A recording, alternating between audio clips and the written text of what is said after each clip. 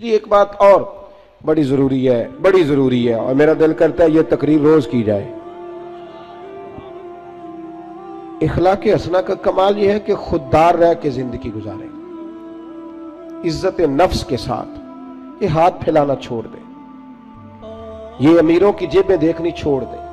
آپ یقین کریں کبھی بڑی بڑی تکلیف ہوتی ہے۔ ایک اجتماع میں، ایک پروگرام میں گیا تو وہاں قاری صاحب نے ایک سابقہ MP صاحب کو بلایا ہوا تھا، تو کھانے کی میز پہ بیٹھے تو وہ علماء کو نصیحتیں کر رہے تھے،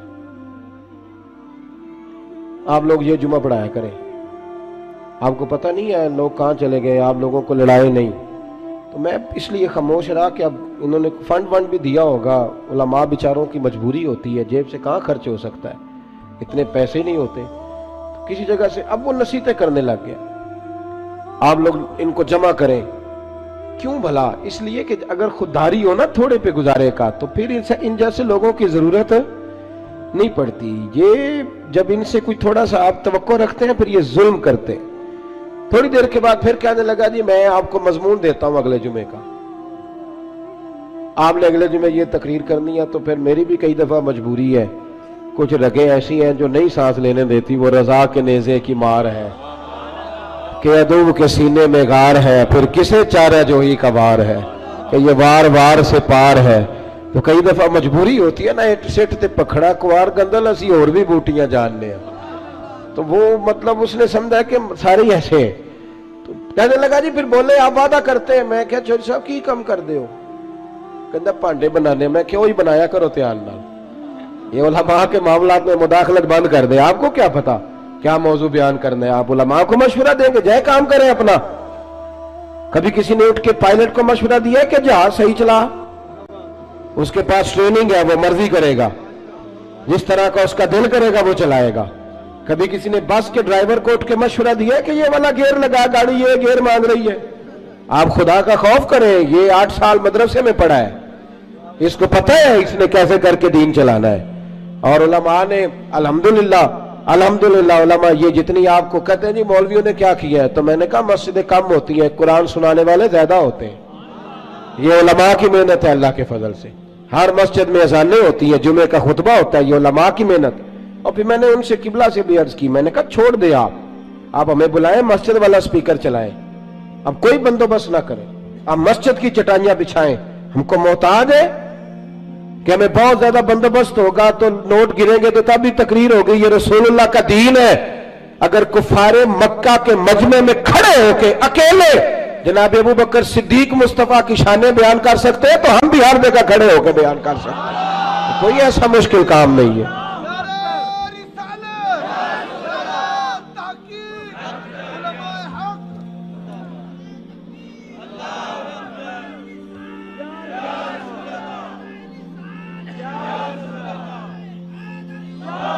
تھوڑی نا خودداری، عزت نفس، یہ غریبوں کو مشورہ دے رہا ہوں، چھوڑ دیں آپ چودھریوں کی گاڑیوں کے پیچھے بھاگنا، کچھ بھی نہیں ہوتا، آپ چھوڑ دیں ان کی پرواہ کرنی، آپ ایک ایک بچے کو خود خرچ اٹھائیں، آپ خود دیکھیں ہم نے کیسے ان کو لے کر کے آگے جانا، خودداری سے جیئیں، عزت نفس۔ ایک بات مجھے بتاؤ، جس نے حرام کا مال کمایا ہے اور روزانہ چھوٹے گوشت سے روٹی کھاتا ہے وہ زیادہ اچھا ہے یا جو حلال کھاتا ہے پر اچار سے کھاتا ہے وہ زیادہ اچھا ہے؟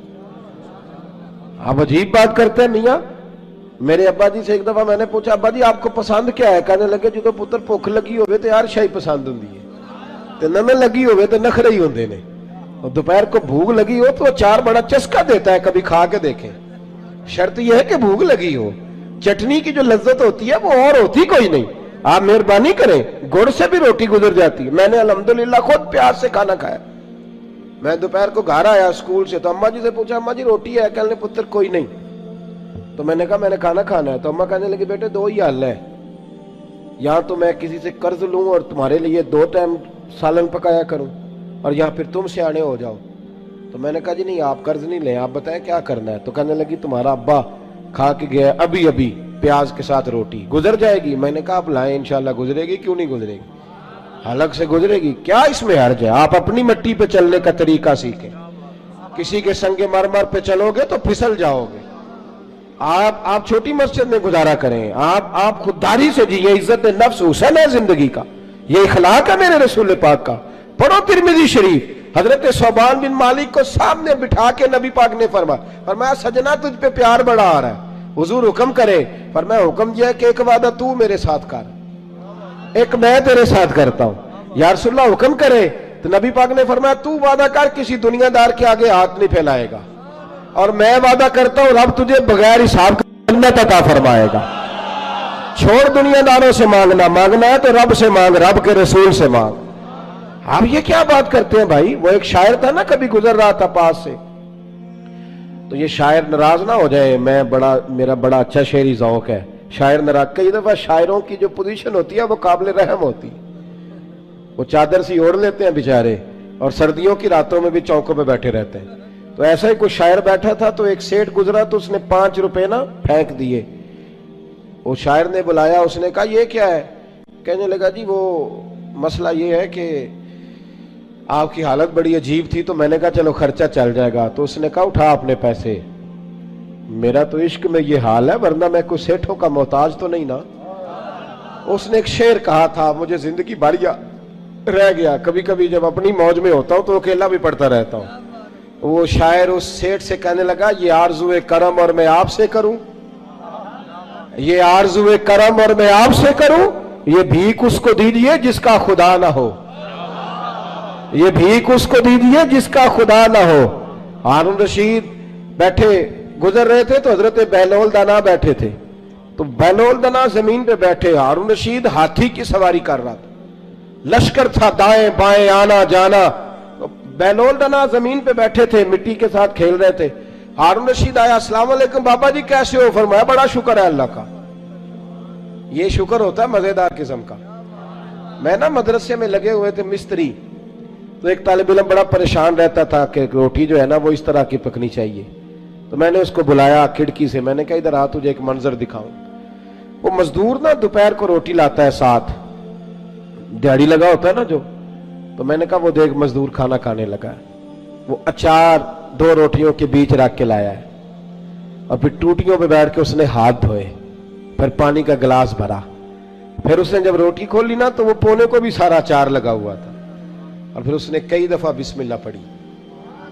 اور پھر جب وہ روٹی کھا رہا تھا, روٹی کھا کے پھر اس نے پونا لپیٹا, اور اس کی آنکھوں میں ریت تھی, پر جب وہ شکر ادا کر رہا تھا نا, اور ہاتھ باندھ کے آسمان کی طرف دیکھ رہا تھا, تلفظ تو اتنا اچھا نہیں تھا اس کا, پر اس کی باڈی لینگویج کہہ رہی تھی جو بیان کر رہا ہے نا وہ روحوں سے بیان کر رہا ہے, وہ اندر سے آواز آ رہی ہے اندر سے. یہ 300 روپیہ شام کو مزدور کو دیہڑی ملتی ہے تو وہ 3 دفعہ ہاتھ صاف کرتا ہے, پھر بسم اللہ شریف کہہ کے پکڑتا ہے. تو جو خطیب صاحب کہتے ہیں کہ وہ 35,000 اکاؤنٹ میں کرا دینا, انہوں نے تو کبھی بسم اللہ نہیں پڑھی. یہ جب آپ ایسے نوٹ پھینکتے ہو تو کبھی نعت خواہ کو دیکھا بسم اللہ پڑھتے ہوئے؟ سوال ہی نہیں پیدا ہوتا. اس کو تو پتا ہے کہ اب کون سا شعر ہے جو بار بار پڑھوں گا تو اس پہ نوٹ آئیں گے, اس کو تو پتا ہے. اور ساتھ یہ بھی کہہ رہا ہے کہ میں نبی پاک کے طرف سے آتا ہے تو کھاتا ہوں. تو یہ کیوں کہہ رہا تھا پہلے 25,000 بھیجو تو پھر آؤں گا؟ اس کی کیا ضرورت تھی؟ اگر تو حضور کے نام پہ کھاتا ہے نا تو پھر سیٹھوں سے سوال کرنے کی ضرورت ہی نہیں. مصطفیٰ کریم جب دیتے ہیں تو شان کے ساتھ دیتے ہیں, اور گھر بیٹھے بٹھائے بھی عطا کر دیتے ہیں, پھر ضرورت نہیں. بہلول دانا بیٹھے تھے تو ہارون رشید قریب سے گزرا, بابا کیا حال ہے؟ کہ بڑا اچھا. کہنے لگے بابا کوئی حکم ہی کر دے. تو بابا جی مسکرا پڑے, کہنے لگے تجھے کون دیتا ہے؟ کہنے لگا اللہ. تو فرمایا مجھے. کہا اللہ. تو حضرت بہلول دانا فرمانے لگے یہ تو نہیں نہ ہو سکتا کہ اللہ ہارون رشید کو دیتا جائے اور بہلول دانا کو بھول جائے, یہ تو نہیں نہ ہو سکتا. جا اپنا کام کر میاں, تو کس چکر میں الجھ گیا؟ خودداری سے جیئیں, عزت نفس, پھٹے کپڑے پہن کے گزارا کریں. خبردار, باوقار آدمی شاندار ہوتا ہے, باوقار آدمی شاندار ہوتا ہے.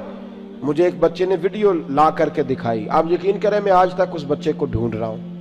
کوئی غریب کا بچہ سڑک پہ پینسلیں بیچ رہا تھا, تو کسی نے اس کو کہا, یہ اسی وطن کی بات, کسی نے اس کو کہا یہ بیٹے 100 روپیہ لے لو. تو کہنے لگا نہیں میرے ابا نے منع کیا ہے. اس نے کہا پینسل کی مزدوری لینا, مسواک بیچ لینا, لیکن پتر کسی سے 100 روپیہ نہیں لینا, پھر مانگنے کی عادت ہو جاتی ہے. پھر انسان کو مفت کے دسترخوان پہ مزہ آتا ہے. حضرت سالم بن عبداللہ بن عمر, جناب عمر کے پوتے, طواف کعبہ کر رہے تھے, بیت اللہ کا طواف کر رہے تھے. طواف کرتے کرتے خانہ کعبہ کے دروازے کے سامنے مقام ملتزم کے پاس کھڑے ہوئے تو خلیفہ عبد الملک بن مروان آ گیا. السلام علیکم کے بعد کہنے لگا حضور میں گورنر ہوں مکے کا, کوئی حکم ہو تو بتائیے گا. طواف مکمل ہوا ہے, خانہ کعبہ کے گیٹ کے کوئی حکم؟ تو حضرت سالم بن عبداللہ فرمانے لگے یار تجھے کس پاگل نے گورنر بنا دیا ہے, کس بیوقوف نے تجھے یہ عہدہ دیا ہے؟ کہتے مجھے بھی کوئی مرد پہلی دفعہ ملا تھا, میرے پیروں تک پسینہ آ گیا, میں خدمت پوچھنے آیا تو انہیں کلاس لگا دی, کس بیوقوف نے تجھے گورنر بنایا ہے؟ میں نے کہا حضور کیا ہوا؟ کہنے لگے تو عجیب آدمی, اللہ کے گھر میں آ کے بیت اللہ کے سامنے کھڑے ہو کے رب کریم کے گھر کے دروازے کے پاس آ کے بھی میں دنیا داروں سے مانگوں گا, یہاں آ کے بھی میں نوابوں سے سوال کروں گا, چل دوڑ جا. وہ کہتے ہیں میں کانپنے لگ گیا کہ یہ کس مرد سے ملاقات ہو گئی ہے.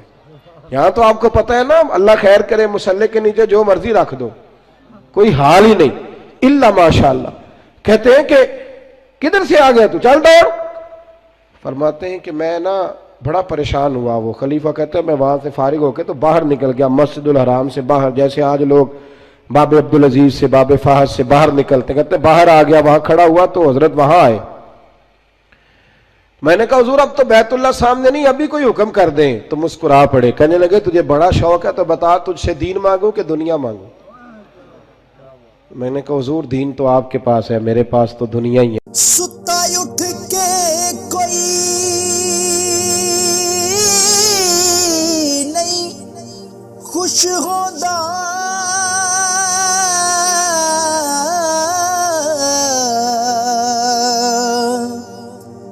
بڑے ستے جگا کے میں ویکھیا